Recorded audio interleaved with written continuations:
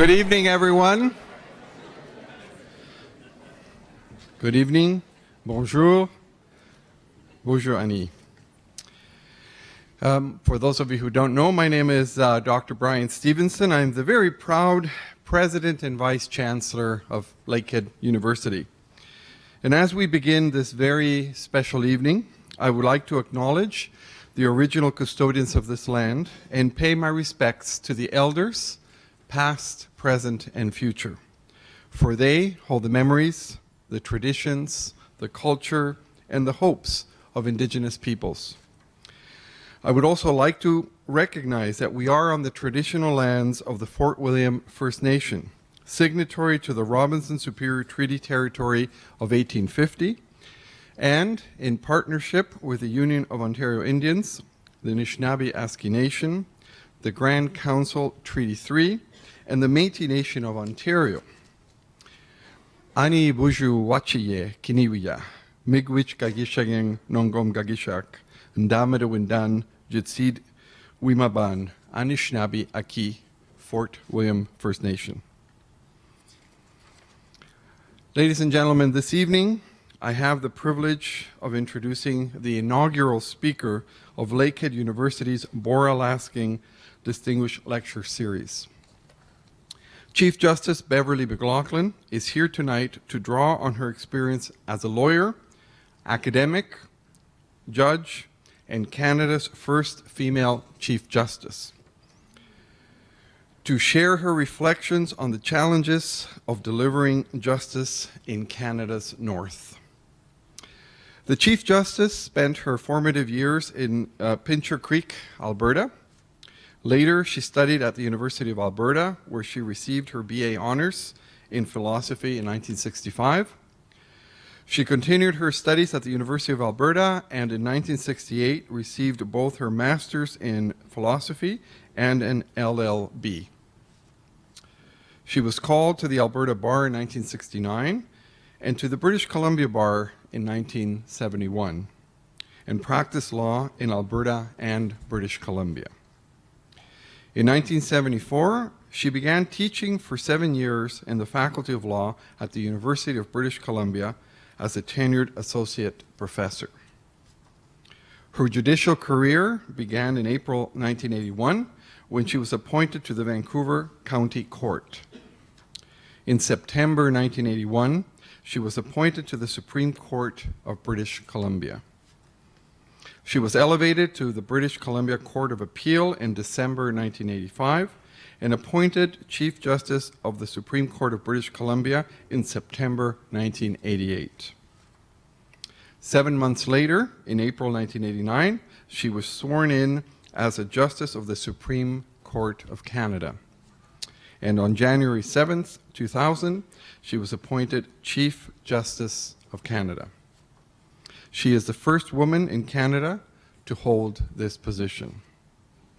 In addition to her judicial duties at the Supreme Court, the Chief Justice chairs the Canadian Judicial Council, the Advisory Council of the Order of Canada, and the Board of Governors of the National Judicial Institute. Now, all those accomplishments are great, but there's one that trumps all of them. And that is that in 2012, she received an honorary degree from Lakehead University.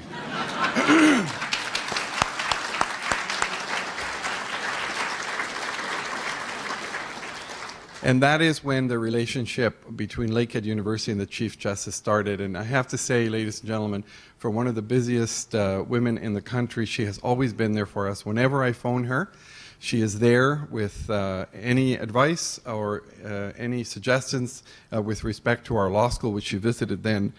But the one that was the best of all was when I called her last March, and I said to her that we wanted to begin a new lecture series, a very high-level lecture series called the Bora-Laskin Distinguished Lecture Series. And we thought it would be fitting and appropriate for another Chief Justice to come and inaugurate this lecture series. It would give it the prestige and the boost it needs, but also we would like to hear from her after she graduated and became an alumnus, and she can come and tell us what she's done with her career since then. So, ladies and gentlemen, please join me in welcoming the first speaker of our Boer-Alaskan Distinguished Lecture Series, the Chief Justice of Canada, the Right Honourable Beverley McLachlin.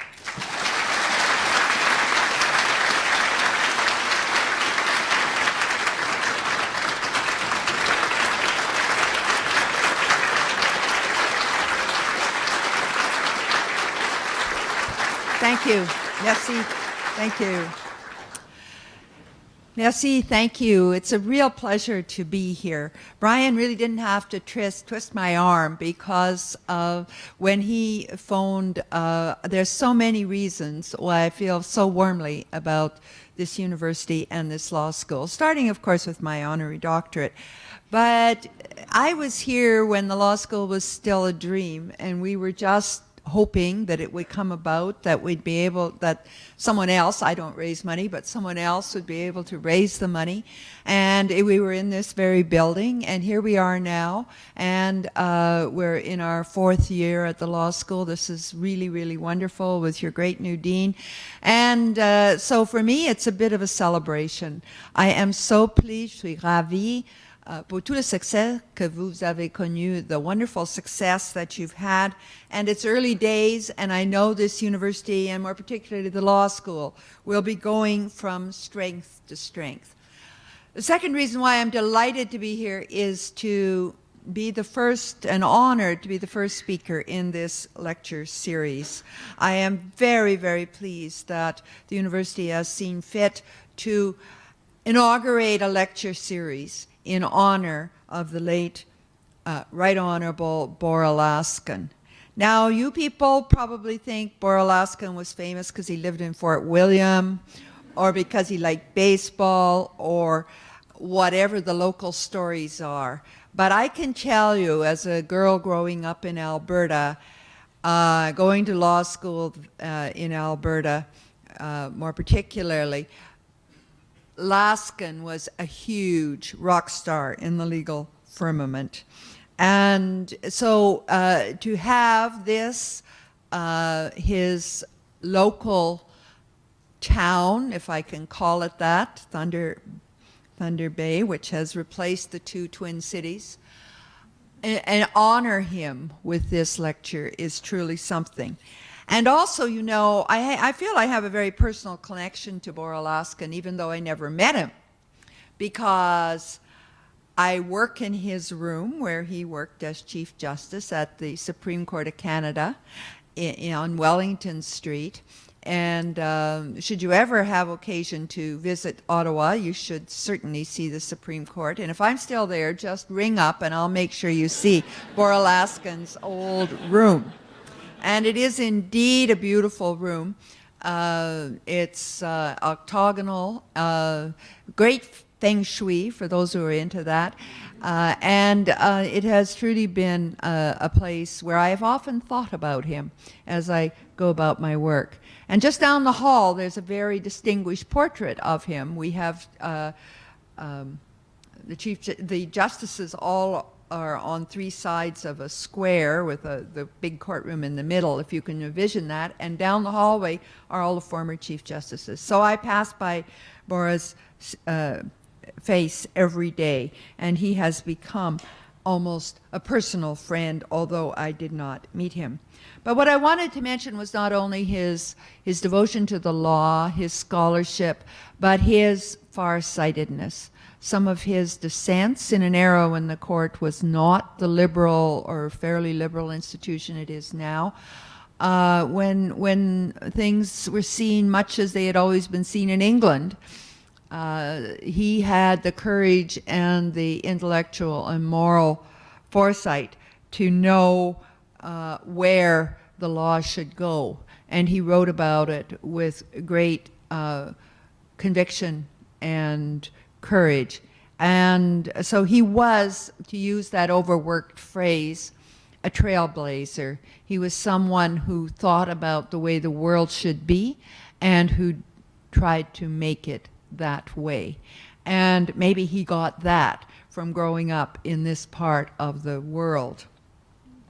So it is indeed also a pleasure to be at the university, which seems to be going from strength to strength. Lakehead is increasingly recognized as a top research teaching institution across the country and indeed across the world. So all that to say, I'm very, very happy to be here today. Now, when I thought about what I could usefully say, I thought about access to justice, which has been a cause that I have been talking about for more than a decade. The need for every Canadian woman, man, and child to be able to access the courts, to be able to get legal advice, to be able to get help when they need it. This is a huge issue in Canada, as it is in many countries, and we are making progress on it. But in my journey through the various subject matters and issues that access to justice involves, a very particular challenge has impressed me. And that is that we are a large country. Although we have some large cities, some densely populated, many densely populated urban areas, we remain a large country where population, much of our population, is widely dispersed, living in small communities, living in smaller cities. And the challenge for access to justice for people in those communities is greater even than the challenge in our urban districts. So tonight I thought I'd talk a little bit about the challenge of providing access to justice in the remoter areas of our country, areas like the Great North and the Great West of this city. And I thought of my talk, as the President has said, as being how to provide access to justice in northern areas. I'm acutely aware that you're not a northern city. Let me say that before I alienate anyone or make them think that I'm unaware of your magnificent geographic location at the Lakehead.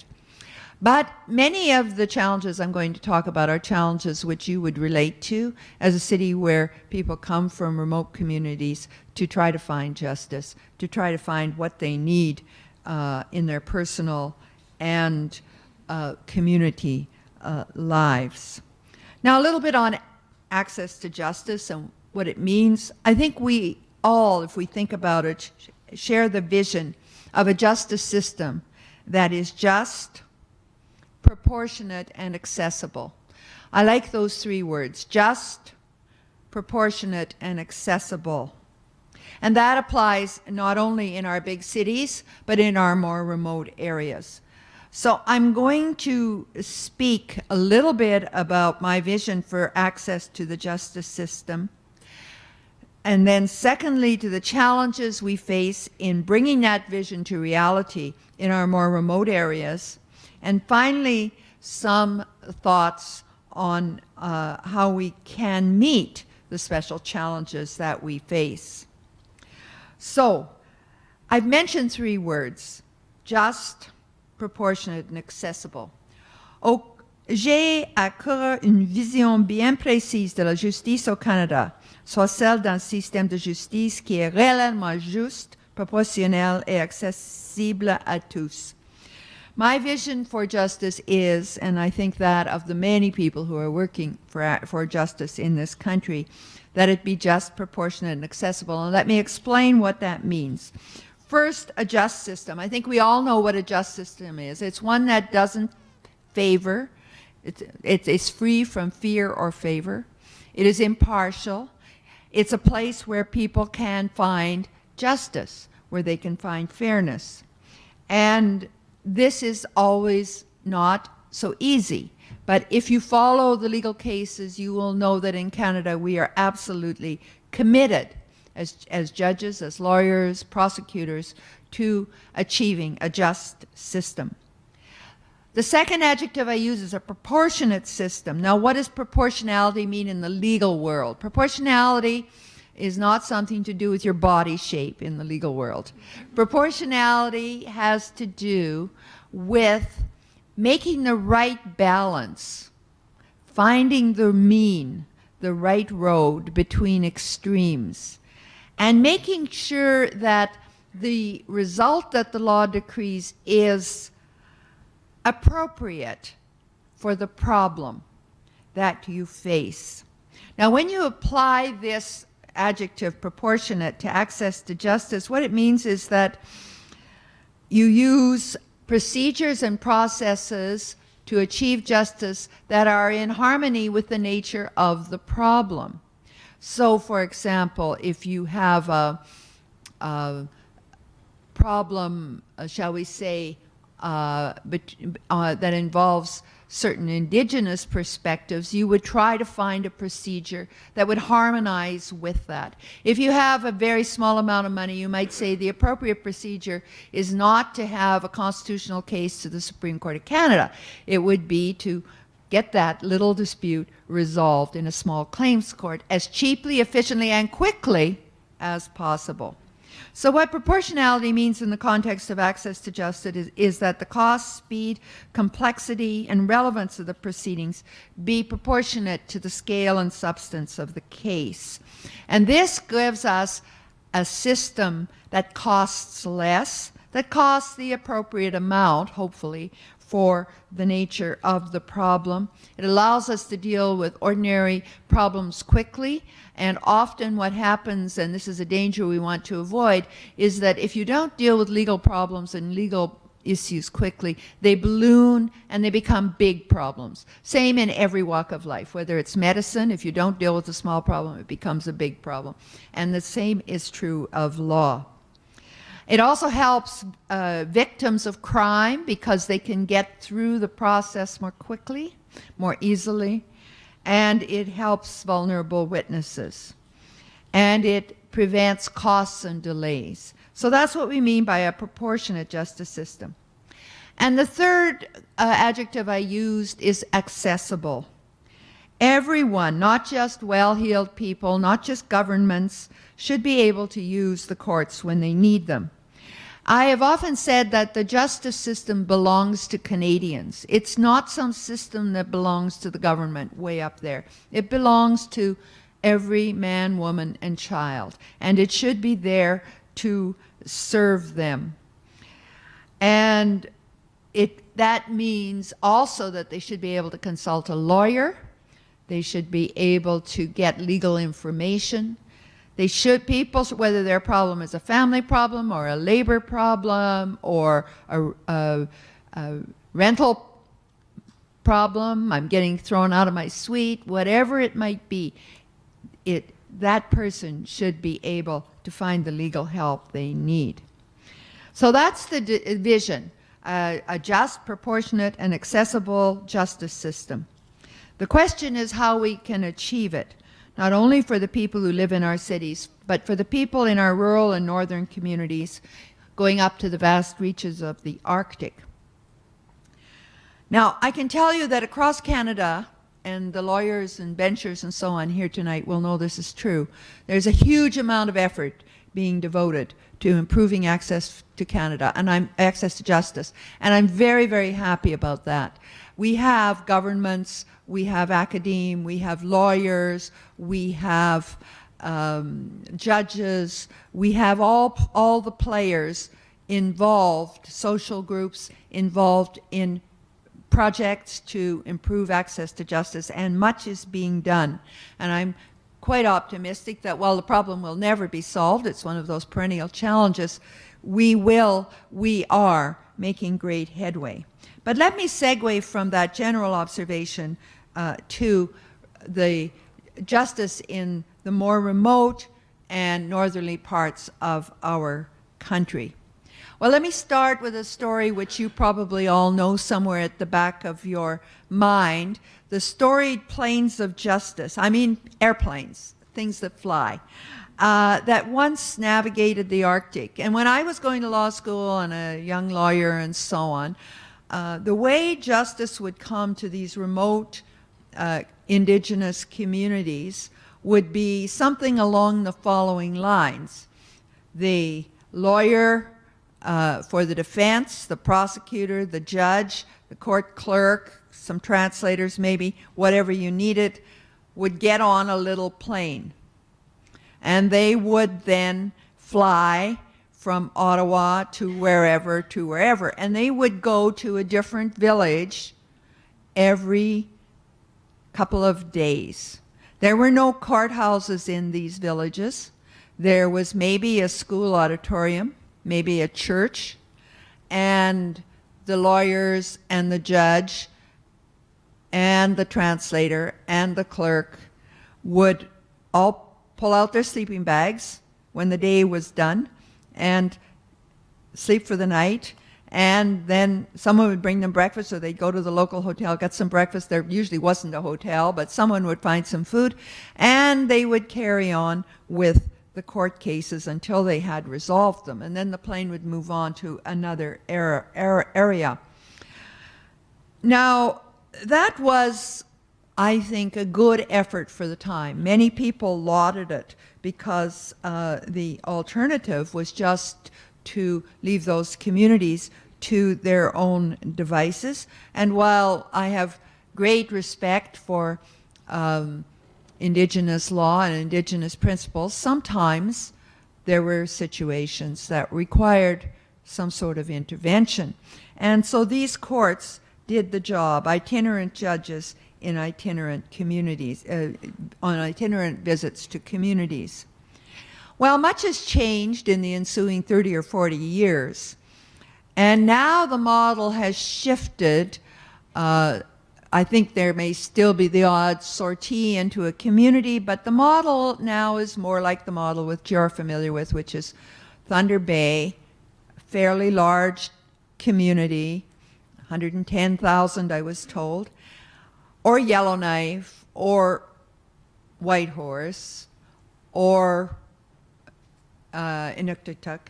And the justice centers are established there, and people are brought in for the cases and for justice.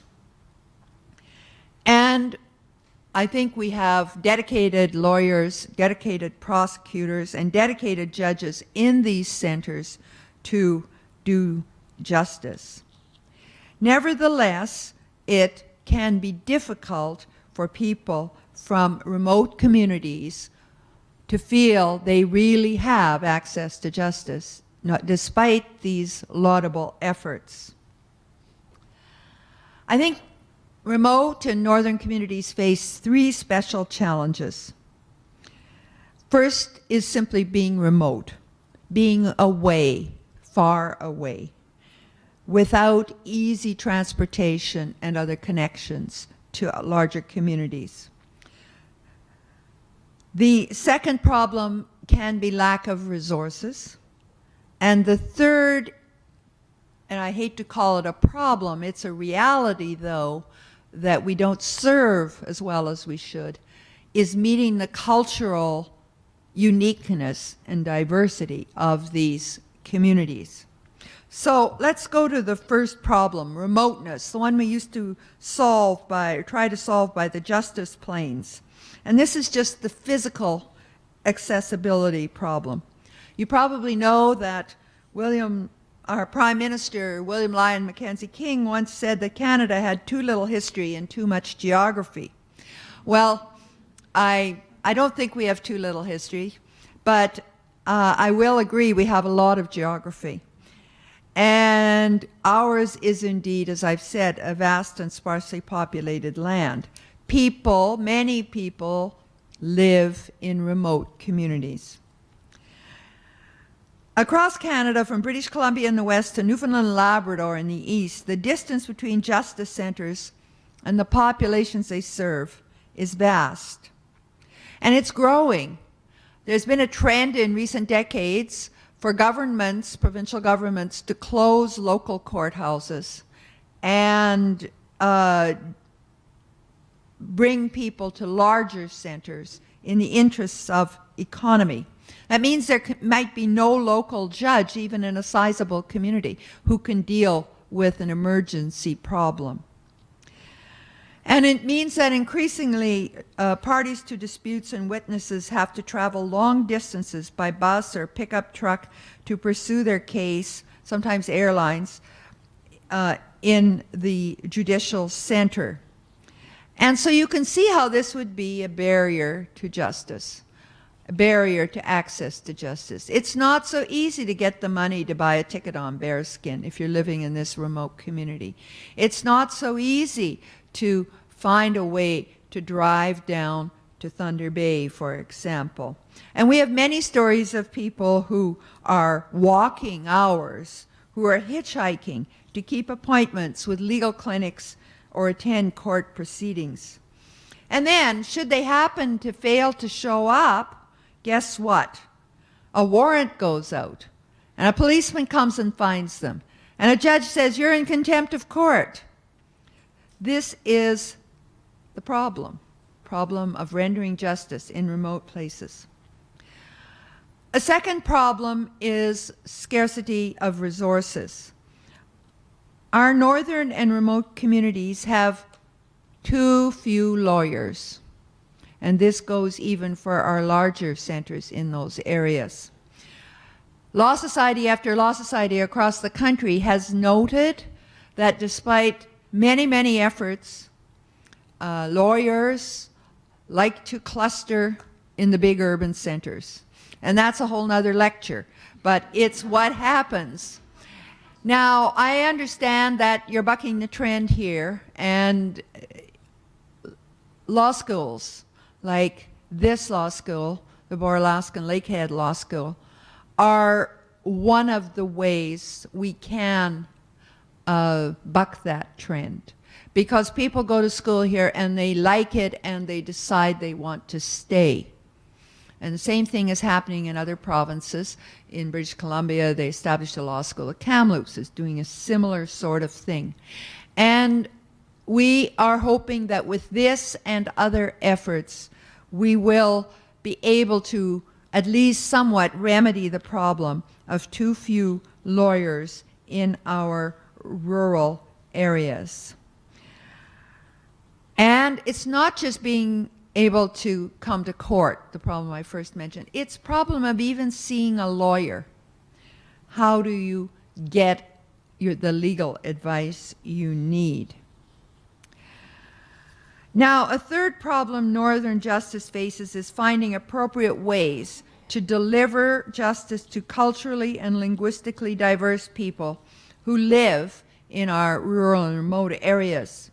More and more, we are being forced to acknowledge that the justice system just doesn't work as well as it should for a lot of Indigenous people whose first language is neither French nor English, and who are unable to communicate or be communicated with as well as they should be in the commonly spoken languages of the more urban Canadian world. And so it's no surprise that Indigenous men, many from northern communities, make up a disproportionate number of Canada's prison system, and the same for Indigenous women.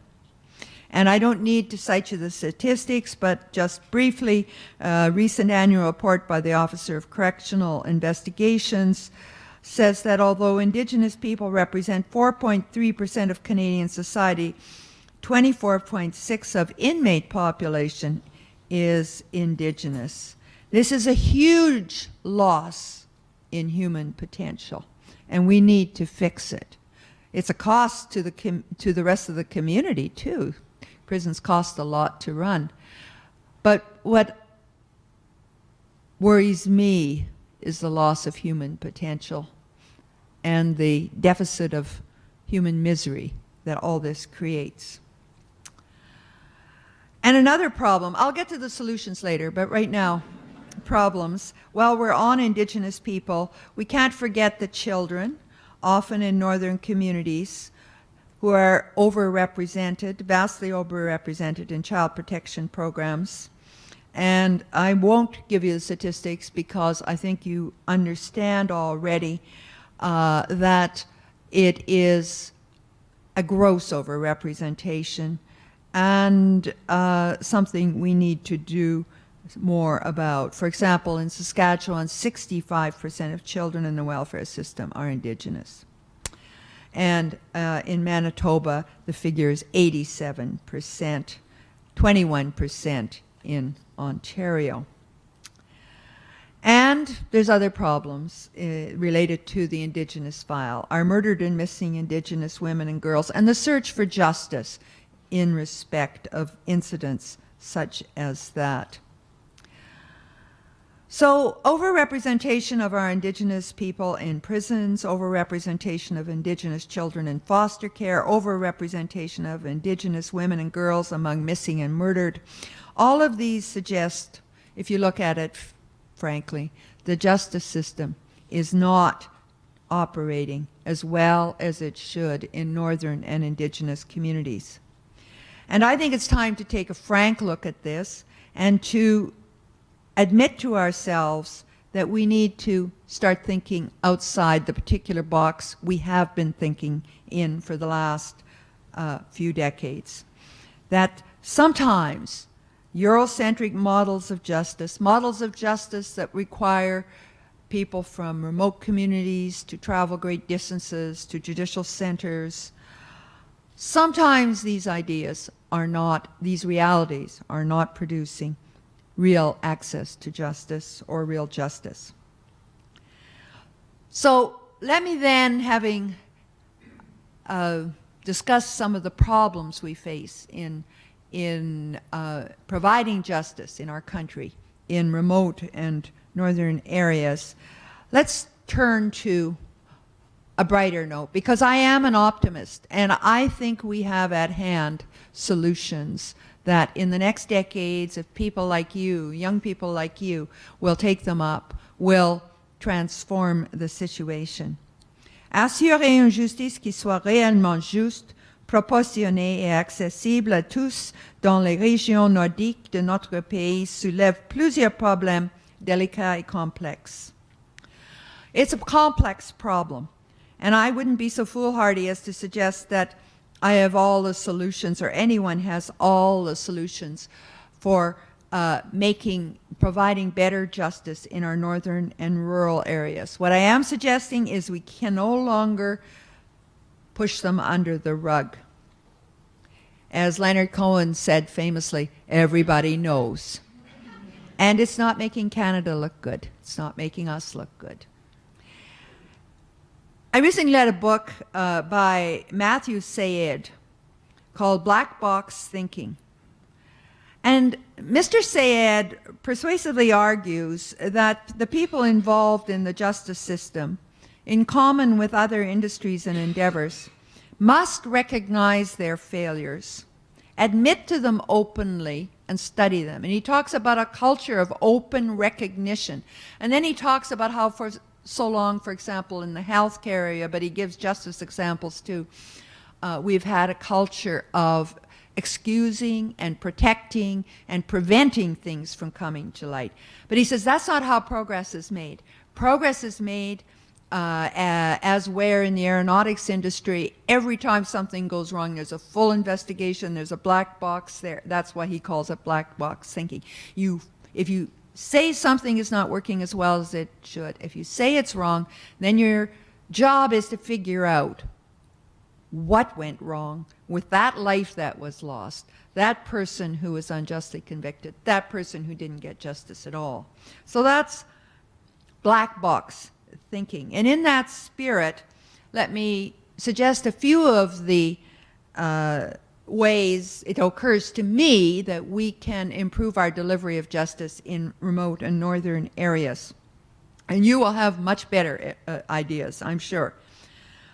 I talked first about the challenge of remoteness and the huge distances over which Canadian courts operate and the barriers these distances pose to access to justice in the North.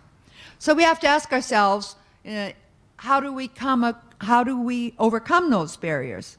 Well, here I think there are some promising answers. Communications technologies offer promising solutions. The Ontario government has a video justice network, and it supports a large number of video conferencing sites across the province that have been used for everything from case conferencing to sign language interpretation to solicitor-client conferences and training sessions. Of all the possible ways to use communications technology to bridge the distance divide, call-in centers, phone lines, hotlines are very widespread, and they're being used all over the United States and Canada now. There's trained staff at the other end, and a person calls in, and these people know what questions to ask so they can isolate and determine what the problem is, and then they will refer the person to some place. Those kind of things work really, really well, and I think they could be made to work very well for people who are living away from large centers. In Nunavut, legal aid phone lines are staffed by Inuk-speaking operators, and anyone who wants can call collect. And they can speak to somebody in their own language and get directed to legal help. Already, some northern courts are using internet and Skype to bring remote witnesses and accused persons into the courtroom and are accepting legal filings by email. We need to push this further. Now, I know technology is a problem in some areas in the North, and that is regrettable, in my opinion, because no one needs it more than these remote communities. But that said, I believe it's there, and it's coming, and it's going to get better. So we can start thinking about things like the United Kingdom, which just announced that all of its court filings, they hope, in a short time will be done online. You won't have to travel a long ways to go to the courthouse and fill out a big document. You can do it on your computer and just submit it. Push the button and it's there. And we already do this for appeals in the Supreme Court of Canada. We've been doing it for 20 years. But this is going to, I think, become the norm. So if you're in a small community up somewhere, provided you can get some legal help or legal advice, you can file your claim and through your computer. Communications technologies can also help improve the quality of legal services because they can get lawyers and clients and people who need help together. And they can also get different lawyers together. And you can have, as we all know, conference calls, joint meetings on various internet devices. And all of this is being done, and it's going to be done more and more in the future. In 2011, the Law Society of Alberta launched SoloNet pilot project, which provided a confidential online social network for solo and small firm practitioners in remote locations to share knowledge and advice. So you're the only lawyer in town, and you're hundreds of miles or kilometers from anybody else, and you get a new problem, but you know there's a lawyer maybe in a town 150 kilometers away, and you know her, and you can remotely connect and so on. And I understand the progress has been considerable. Another project, it's called Ask a Lawyer, and it's spearheaded by the Anishinaabe Legal Services and Pro Bono Canada. And it provides an online space for community legal workers to consult with pro bono lawyers. This is something else, breaking down the silos between professions. Via website, questions and answers discussion. Those are sorts of things we can do to help overcome the barrier of remoteness. We're not the only one doing this. Another country with large spaces, Australia, is experimenting with web conferencing sessions that facilitate meetings between lawyers who may be in their central offices. Clients go out to visit a satellite station, a location in the bush, and on-site workers can be there, and everyone can get together to try to solve the problem. They're called telelegal tools, and they surmount many of the barriers created by remoteness. They can be formatted to ensure privacy, confidentiality. They can allow access to specialists like interpreters and expert witnesses. And in many cases, they can obviate the need for expensive transportation at relatively low cost. Well, having discussed the first problem Northern Justice faced, remoteness, I come to the second challenge I identified a little bit earlier, lack of resources. In plain talk, not enough lawyers, not enough legal services, maybe not enough judges. Here again, technology, I think, can help us. One of the resources people need is access to legal information. And technology can help the justice system provide it. Many, many people are working now with programs where a person who cannot or chooses not to consult a lawyer can answer a series of questions, carefully designed questions, which will come up with an identification of what that person's problem is and suggestions by link where you can go. So you can go to a particular pro bono site that's working in your particular area. You have an immigration problem, there you are. This technology is becoming quite sophisticated. And sometimes these sites actually hook you up with a lawyer who can help you how to access benefits, what your rights are when your landlord says you're out, how to handle consumer disputes or employment issues. These are quite simple matters and can often be completely resolved over the telephone or by computer. But access to information and programs aren't enough. Sometimes you actually need a lawyer. You need a person who will go to court and represent you, or who will do your will, or who will provide whatever the advice is that you need in your particularized situation. And as I said a moment ago, that's part of the problem. And you already here, I think, are living part of the solution. The graying of the bar in rural communities hopefully will soon be a thing of the past. And with calls for enhanced recruitment, with regional university law schools, with programs to hire urban law students in the summer to go up north to see how it is. There are lots of programs like this working. And I am hopeful that if we really capitalize on these and imaginatively increase them, we will do a lot to improve the number of lawyers in our rural and remote areas.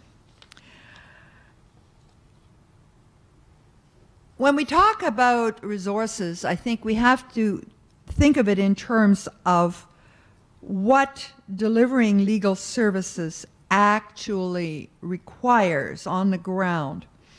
A strong bar supported by innovative technology will go a long way to meeting the challenge of proportionate and accessible justice in Canada's remote communities. But more and more we are recognizing that access to justice and justice doesn't stand alone. We used to think of people's needs in terms of silos. There's the legal need, there's the medical need, there's the educational need, there's the poverty that we should do something about. And we have a different expert for each of those areas, right? Different training at university. What we're finding now, and this, people are finding this in the ghettos of Chicago, people are finding this wherever they're looking at solutions, real solutions to marginalized people's problems, is that problems don't come packaged. This is a legal problem, this is a medical problem. Problems are are multidimensional in many people's lives, in many families' lives, in many communities' lives. And somehow to provide access to justice, we have to couple up with people who are providing other things, like social services or hospitalization. So Pro Bono Ontario now has lawyers in a number of hospitals, particularly children's hospitals. So, and they're doing terrific work from what I understand. So just imagine a family there. They have a child who's very, very ill. The whole family goes down to Toronto to be with the child. And they're hoping that this is a medical issue, which medical science and the hospital and the doctors will be able to solve for them. But in the meantime, what happens? Dad loses his job. Mom loses her job. They don't know how to get social welfare. They don't know where to live while they maybe get kicked out of the hotel where they're staying because they have no more money. How do they apply? What do they do? What happens, I'm told, is that people in those situations go to see the lawyer who is in the hospital. And law firms have contributed now to this so that lawyers can go and spend part of their time in these centers, these pro bono centers. And what they're discovering is that these problems are holistic and they're all wrapped up together. And sometimes, not infrequently, you cannot move on the social welfare front, you cannot move on the poverty front, and maybe not even very well on the medical front unless you get some of the legal problems cleared up. And so we're realizing that we have to bring legal services to where people are experiencing problems, other problems in their life. So our and the reverse applies. Health outcomes can be very difficult to achieve if people are frightened, if they aren't sleeping at night because they're worried about a legal issue, if their employer has treated them in a way that means they have no secure future and they don't know what to do about it. So all of these good outcomes are tied together. And I believe in the future, as we use our black box thinking, we will more and more see that real access to justice, particularly in remote and marginalized communities, involves attacking problems, not from the vintage of what can the law do, but how do we, using whatever resources are necessary, meet the needs of this individual, of this family that is fragmented or challenged or suffering. And people are realizing this more and more. For example, the final report on the Committee on Access to Justice in Civil and Family Matters, which has been going on for a decade now across Canada, talks about the need to pursue service integration with other local service sectors as providers. I'll just give you one more example. Under the law, many of you will know, if an Indigenous offender is sentenced, courts are obliged to take into account the peculiar circumstances of the Indigenous person. It's called the Gladue principle. And the problem, in many cases, I'm told, is that the judge, I talk to judges more than I talk to other people, but the judges say they are trying to take into account the individual circumstances, but there's no good pre-sentence report. There's no good sociological report. There's no information as to how the person was raised or what kind of person they are and so on. So we need to integrate these social workers and people who provide that kind of information more and more. They've always been there in part with the justice system. I cite that merely as an example of interdependency that we have long recognized. And again, Australia is doing the same thing. And In British Columbia, they have law summits. The law requires them to hold them every year where they facilitate collaborating. So we're calling it collaborative justice. We're calling it integrated justice. We're calling it getting everybody who has to do with a particular problem in the room together to talk about it, both at the high level of designing solutions and at the actual concrete level of cases. As they work their way through the justice system.